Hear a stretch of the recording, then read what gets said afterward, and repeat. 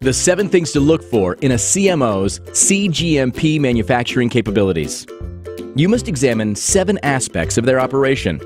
1. Kilo lab and scale-up.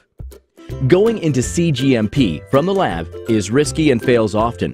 The CMO should have both the equipment and the expertise to scale up effectively. 2. Preventative maintenance and operator training. The PM program should be available.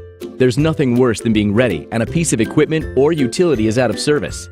Check that training includes both process and operation-specific training. 3. Equipment and facilities. Tour the labs and facilities. They should be clean and orderly. Equipment should be either in use, being cleaned, or out of service for preventative maintenance. 4. Master batch records are the key. Look at a master batch record. Master batch records must be written with clear, concise, and accurate language that conveys the technical information to ensure consistent manufacturing. 5. Cleaning. Cleaning is a regulated aspect of manufacturing. Ask about cleaning validations and review them to make sure they are complete. 6. Warehouse and raw materials. The warehouse should be clean and organized. Everything should be labeled and dispositioned.